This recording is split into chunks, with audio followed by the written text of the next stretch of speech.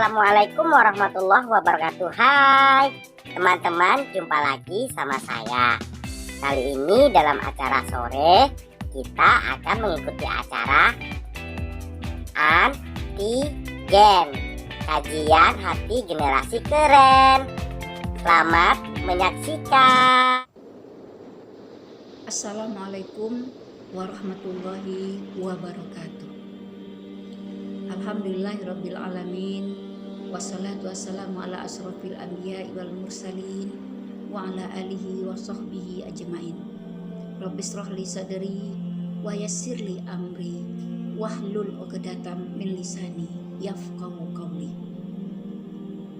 Bersyukur kita kepada Allah Subhanahu wa taala yang telah melimpahkan rahmat dan karunia-Nya kepada kita bersama, sehingga sampai saat ini kita masih diberikannya kesehatan dan kesempatan untuk melaksanakan ibadah di bulan Ramadan. Alhamdulillah, kita sudah melewati 10 hari pertama di bulan Ramadan yang disebut dengan fase rahmat. Kemudian 10 hari kedua di bulan Ramadan yang disebut dengan fase maghfirah. Dan sekarang kita berada di 10 hari terakhir di bulan Ramadan yang disebut dengan fase pembebasan dari api neraka. Mudah-mudahan kita bisa beribadah maksimal di 10 malam terakhir ini dan mendapatkan maghfirah, ampunan dari Allah, terbebas dari api neraka.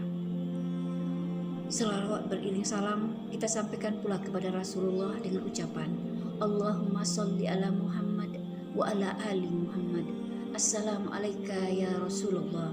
Mudah-mudahan dengan selalu berselawat kepadanya, kelak kita akan mendapatkan syafaat di yaumil akhir nanti. Amin ya rabbal alamin.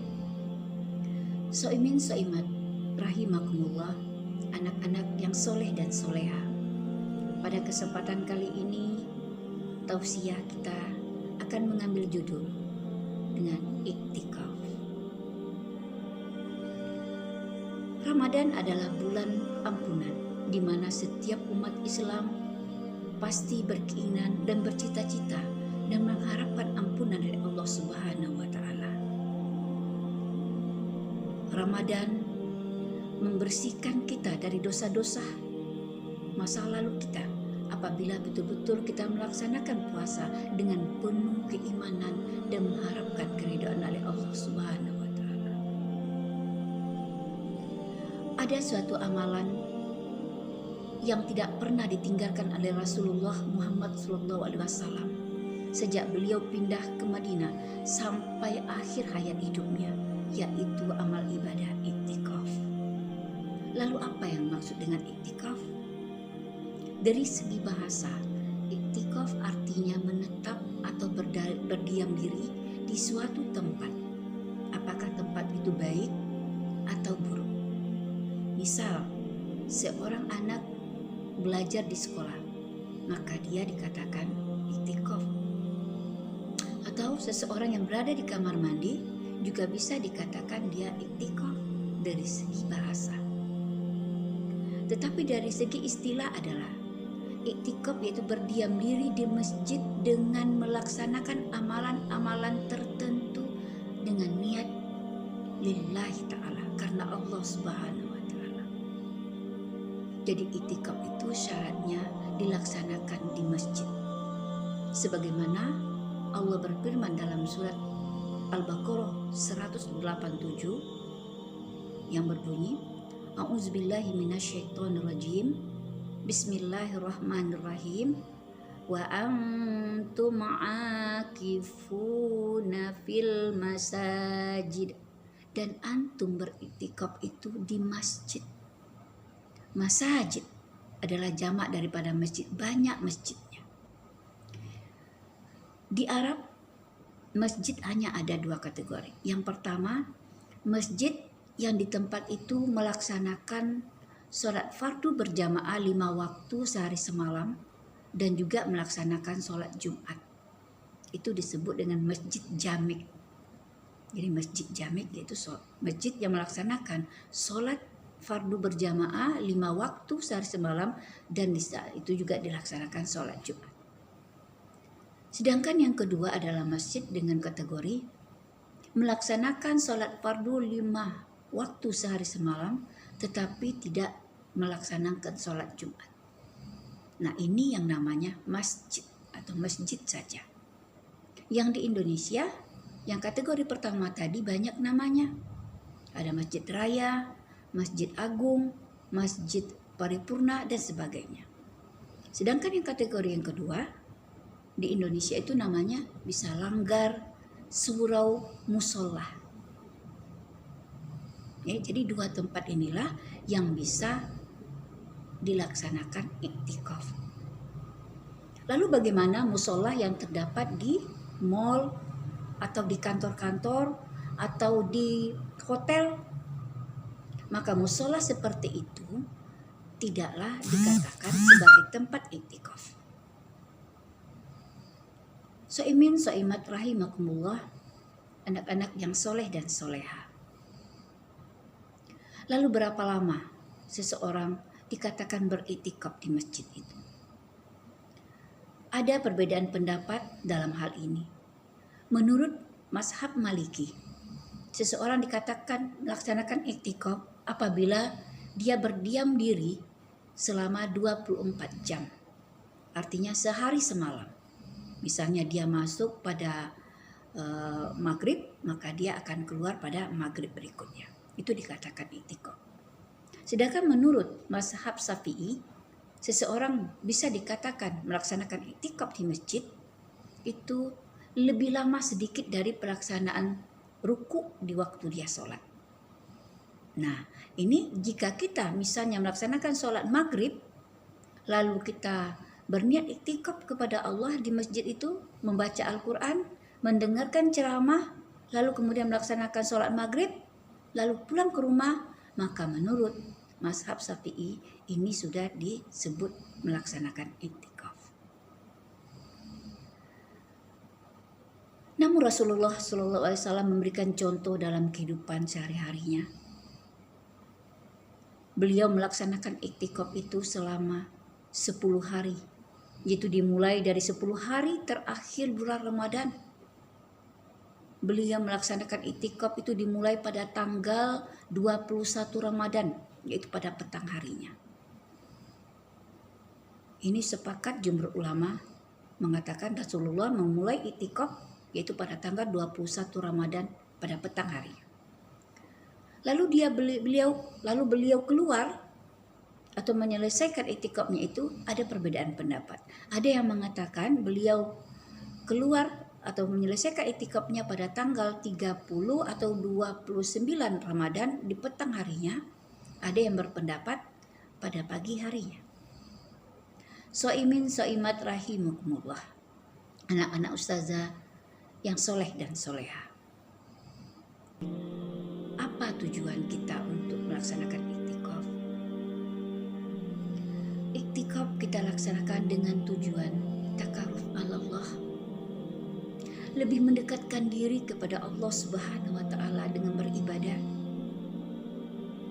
lebih fokus beribadah di 10 malam terakhir bulan Ramadan dengan menyingkirkan sebentar masalah dunia, di mana 11 bulan kita sudah sibuk, sudah lalai dengan dunia kita beribadah kepada Allah. Nah, di 10 malam terakhir bulan Ramadan ini kita ingin lebih dekat, lebih merasakan kedekatan kepada Allah Subhanahu wa Ta'ala. Karena belum tentu pada bulan Ramadan tahun depan kita akan berjumpa kembali. Kemudian kita juga berniat dengan iktikaf itu kita mensucikan diri kita, mencas kembali iman kita. Karena iman kita itu selalu naik turun. Kita cas kembali di bulan Ramadan ini, di mana di 10 malam terakhir bulan Ramadan ada suatu malam yang kebaikannya itu melebihi dari 1000 bulan, yaitu malam Lailatul Qadar. Mudah-mudahan dengan lebih mendekatkan diri kepada Allah, beribadah lebih maksimal, kita mendapatkan malam Lailatul Qadar insyaallah. Lalu apa yang kita lakukan di saat kita iktikaf? Orang yang melaksanakan iktikaf akan melaksanakan amalan-amalan sunnah di samping amalan-amalan wajib yang sudah ia lakukan. Misalnya kita melaksanakan sholat sunnah rawatib muakkad. Yang mana sholat sunnah rawatib muakkad? Sholat sunat yang mengiringi 5 waktu sholat fardu yang jumlahnya 12 rakaat, yang keutamaannya sungguh luar biasa. Barang siapa yang melaksanakan 12 rakaat sholat rawatib ini, Allah akan bangunkan dia rumah di surga. Yang manakah?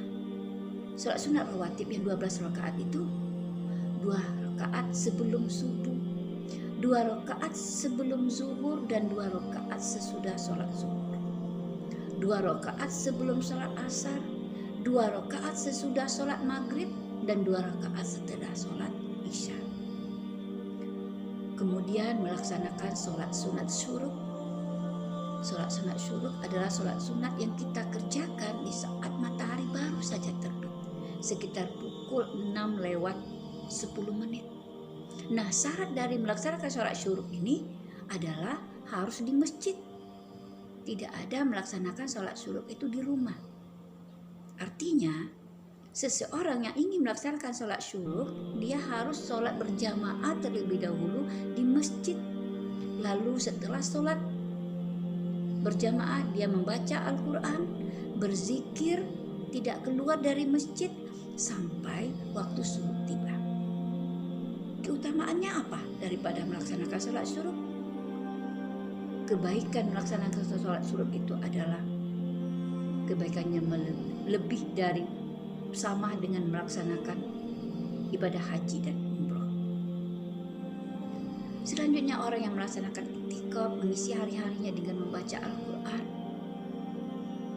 membaca zikir, berdoa kepada Allah Subhanahu wa Ta'ala, dan membaca buku-buku yang bisa menambah pemahaman terhadap ajaran Islam dan mendengarkan majelis taklim. Kaum muslimin muslimat rahimakumullah, anak-anak ustazah yang soleh dan soleha, semoga dalam hidup kita pernah melaksanakan iktikaf seperti yang dicontohkan oleh Rasulullah SAW, walaupun sekali. Niatkan itu. Nah, kalau selama ini kita sudah melaksanakan iktikaf namun belum sesuai dengan yang dicontohkan oleh Rasulullah SAW, itu tetap dilaksanakan sampai pada suatu saat nanti kita mampu untuk melaksanakannya benar-benar seperti yang dilakukan oleh Rasulullah. Lalu apakah iktikaf yang kita laksanakan sekarang yang tidak sesuai dengan contoh Rasulullah yang 10 hari itu tidak sah? Tadi dasarnya ada pendapat Maliki dan pendapat Imam Syafi'i, itu sudah dimasukkan kepada kategori iktikaf. Demikian tausiah kita pada sore hari ini, mudah-mudahan bisa menambah pemahaman kita terhadap iktikaf. Mohon maaf jika ada kesalahan. Fastabiqul khairat. Assalamualaikum warahmatullahi wabarakatuh.